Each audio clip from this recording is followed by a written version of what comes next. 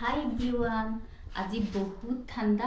যদি লাগিছে এলাহ তেতিয়াহ'লে মোৰ লগত এইকেইটা কৰি দিয়ক এক্সাৰসাইজ, লগে লগে নোহোৱা হৈ যাব এলাহ।